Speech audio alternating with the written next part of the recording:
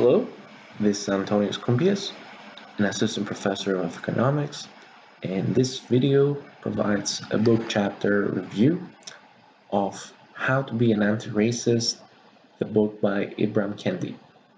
Specifically, I will be discussing chapter 18 entitled Survival. I'll just try to give a brief description of what the chapter is about, how does it speak to the needs of our campus, and how it relates to my own personal research and training in economics.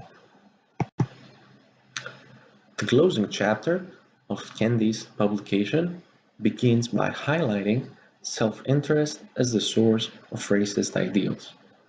The author elaborates on how self-interest led to racist policies, which are identified as a primary target of change.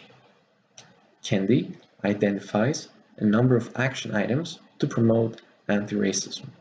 Perhaps the most relevant to an institution of higher education, such as UM-Dearborn, is his goal to disseminate and educate about the uncovered racist policies and anti-racist policy correctives. The author proceeds to draw a parallel between stage 4 cancer and racism in a society where racism has metastasized in every component of US polity. He warns that denial of this phenomenon poses an existential threat to the US akin to the Civil War. This framing logically leads to a policy recommendation to address racism as surgeons treat cancer, by removing the cancer cells of inequality.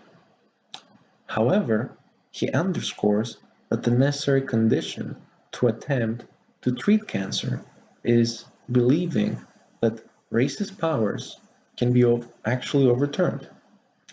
This epitomizes Kendi's survival message, hope in the truism that pursuing an anti-racist world may give society a chance to be forever free.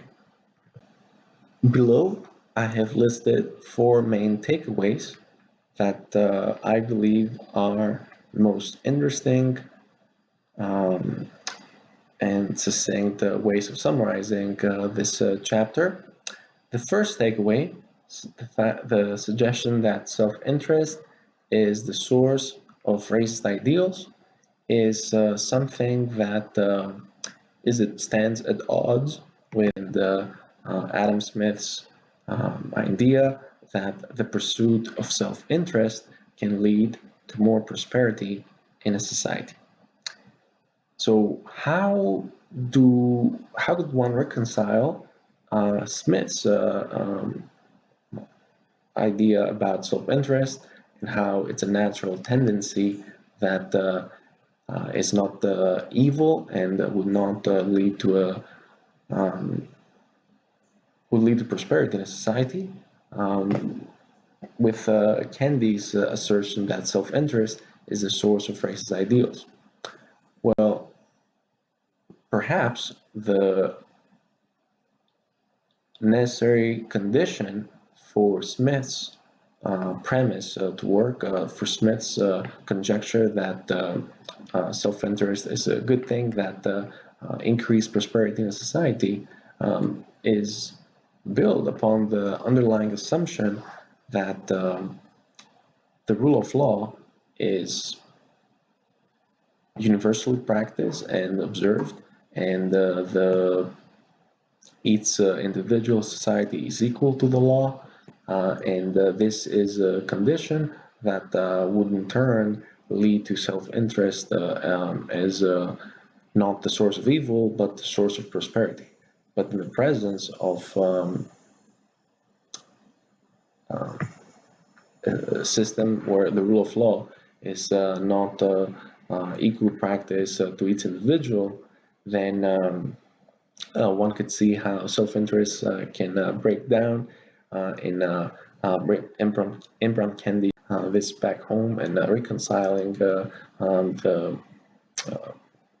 main premise in The Wealth of Nations to Kendi's chapter 18 survival main thesis.